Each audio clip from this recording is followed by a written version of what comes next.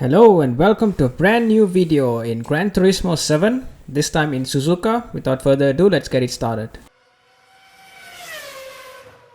Alright, so let's go directly into qualifying. So here I'll also explain to you in terms of what the format is basically and all of it that you need to know. So first of all, if I didn't already explain before in the previous video, I'm in this new league called ALR, Aero League Racing, and here I'm in the third tier out of I think 7 tiers, I think, so pretty much in the midfield or maybe towards the top as well. So I was surprised that I was placed so high up there, but of course that also means that it's very competitive. Yeah, so let's see how it would go. So this is my best qualifying lap. In terms of the format itself, we have qualifying. It's pretty much about, I don't know, about 10 minutes or so I think, and you can maybe get out of 3 laps or something like this in Suzuka, because it's about 2 minutes worth of a lap here.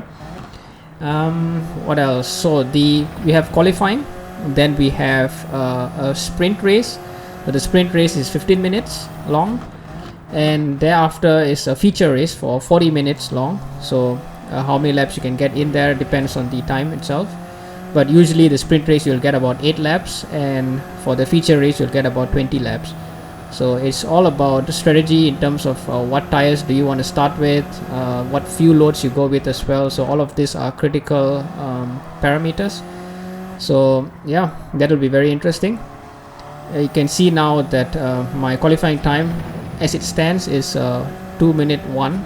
It's not competitive at all. You can see the fastest lap there in the left hand side is 159.8, so I'm miles off that. Yeah, so it's a very competitive field. I'm really pushing it in this lap. You can see that I'm going through the corners really hard there. I'm braking really hard on the 100-meter board there, going in this sequence of corners. Suzuka is a previous Formula 1 track. It is still a Formula 1 track, so it's yeah, pretty much familiar to me, but I'll come in a time of just after 2 minutes. Okay, so let's go to the sprint race. This will be enough for P11 to start the sprint race in P11. So yeah, not the best, but let's see what we can do from P11. So this will be a standing start, of course, also to mention here. You need to press the brake, or hand brake in this case, and yeah, good traction there out of the line. Alfa Romeo is not particularly a strong car to go out of the line, but so far I'm holding on my position, keeping in the middle of the track, then going into the inside there. And yeah, going into this sequence of corners, I'm going really tentatively. I don't want to bang anybody. Of course, you can see the car in front there dancing around, the PC number 9, the Porsche there. And here I come in the inside here and I get a real bang there, and yeah, poof. And when you go to the sand here, I should mention also that it really slows you down. This is the settings that was chosen there, so you basically kind of lose your momentum. You really come to almost standstill. But yeah, now to P number 13. So lap number 2, coming up behind my teammate here. So I'm going through this sequence of corners. So I really struggled through the final sector in all of the race, the whole race, basically the whole time. I was really struggling in this part here, and you can see how I was going a little bit tentatively, and there's yellow flags, and yeah, I inherited a position from someone spinning there, the Porsche. And yeah, my teammate is going there, and I'm just trying to keep within him, and yeah, I had to slow down a little bit for the Porsche there in front of me, but I think I'm gonna get a good slipstream here. Yeah, just keeping behind that car. You can see it's a bit dancing over there. I think there's some latency going on there, but yeah, keeping really close to it and trying to make a move there, going into the right hander. Yeah, and I managed to keep to the inside, and yeah, I basically followed my teammate, and yeah, I'm now in P number 11. In the same lap now, coming up in this corner, as I mentioned just now, I really struggled through this part here, and yeah, just make a bad mistake there. Now going to the inside, and I completely locked up there and went straight on. Yeah, now back to P number 12 after making all of those hard work, but it is what it is. Now the lap number 5. So you can see I'm defending to this corner here. I'm really not finding a really good way to tackle the sequence of corners. I know I did a lot of practice, but of course practice is without any cars there. So I'm trying to defend, trying to do things, but yeah, it's really not working as how I want it. Now going to the next lap number 6 already. So going through the sequence of corners, now the Porsche is going to make a mistake, and yeah, that dancing Porsche there, he's it's wiggling a little bit because of his latency. But yeah, now going back up to one position because of his mistake. But yeah, P number 12, and already coming to the final lap, even the final sector. So still in P number 12, chasing down the P number 11 guy there. So really sticking close there, but you can see that I'm still not nailing down that corner there. Braking really hard off just before the 100-meter board, maybe 120, 130 meter.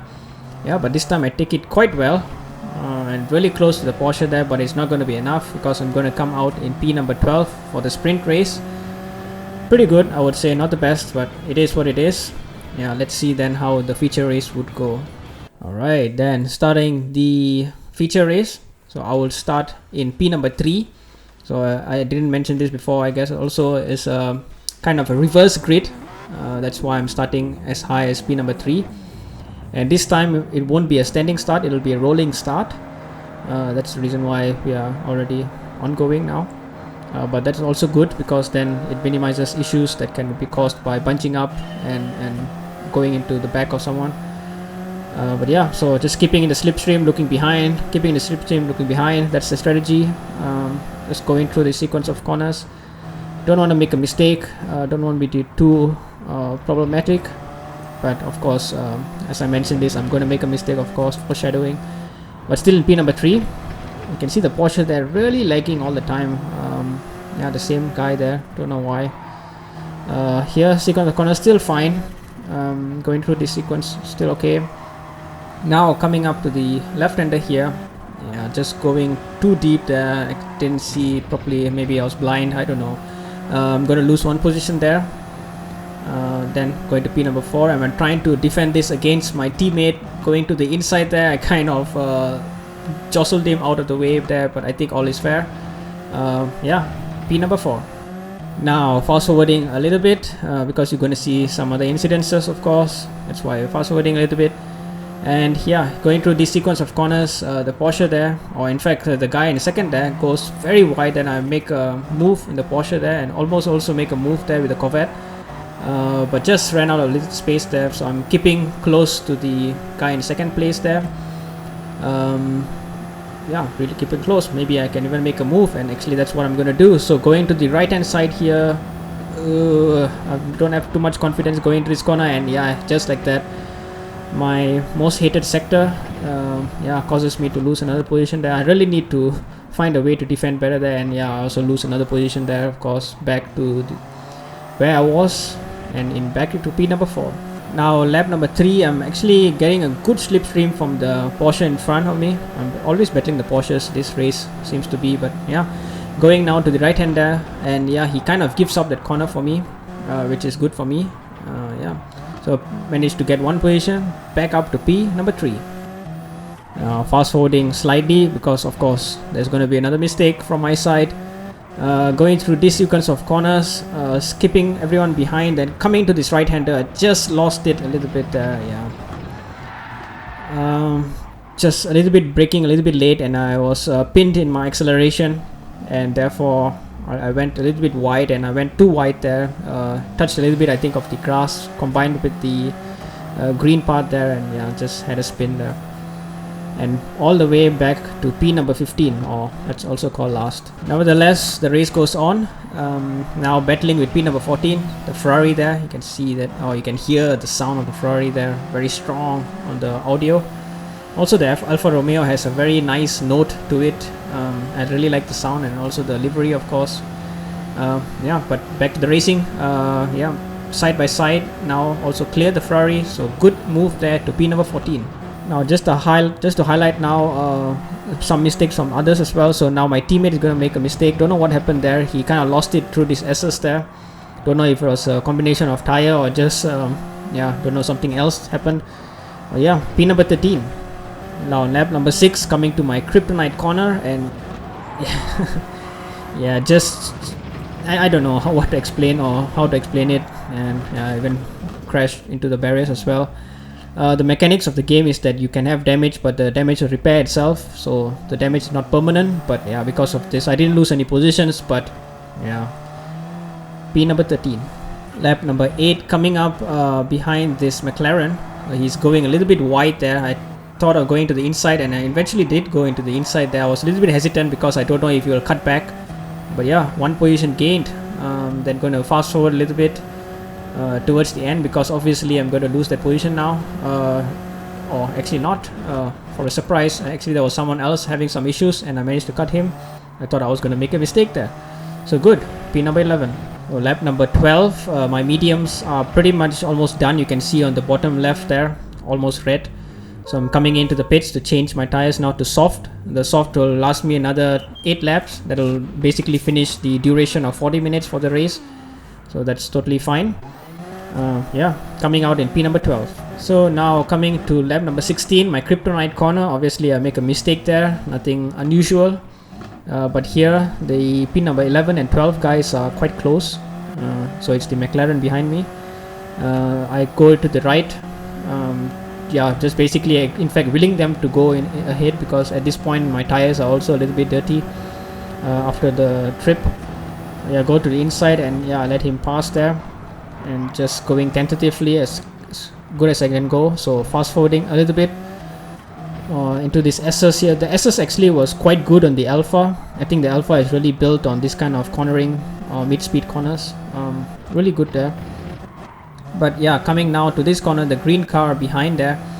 Now I tried to go to the outside, but my tires just graze the grass on the left hand side and I go into the spin there. Just one more of my mistakes there. Of course, not typically in the sector 3 like I did, but mistake nonetheless. Didn't lose too many positions, just one, but P number 12. And after that, pretty much everything was status quo. I think there was one person coming into the pits, that's why now it's P11. But yeah, so let's go to some retrospectives. Yeah, just too many mistakes, I can say. I did a lot of practice, so I can't blame it on the practice. I think it was just inconsistencies here and there. That was my downfall for this race, the sprint race and the feature race. I was in a very good position in the feature race as well, so I could have got a lot of points if I basically just kept my lines, didn't do some crazy stuff. But I think there are stronger circuits coming up. Maybe Suzuka is not one of my strong points. Obviously that's not the reasoning I should be giving, but that's just what it is. It is what it is. But yeah, I'm really battling now with also P number 12. As you can see, he's not far behind, so I'm trying my best to keep him behind because I want to finish in P11. But let's see how that goes. Besides that, of course, I think qualifying I was almost 1 second, almost 1 second off from the qualifying time. That's not far, but in terms of tier 3, that's pretty much a big margin from the top. Yeah, so I have to also try to improve that, maybe try to learn a little bit of lines. I didn't do any of my learnings or try to improvise or optimize, I should say, my lap in itself. Yeah, so that's maybe what I can try to do better in the next races coming. Yeah, so let's go into the kryptonite corners coming up. Let's see if I can do a better job. Pretty okay, I would say, through there. And here I just brake way too late there. I think it was about 30 meters too late. Yeah, and of course then going into these corners there, and yeah, just can I keep the car behind there? Not really. You can see the car coming inching on the left hand side, and yeah, he just got me by a few hundreds there. Yeah, P12.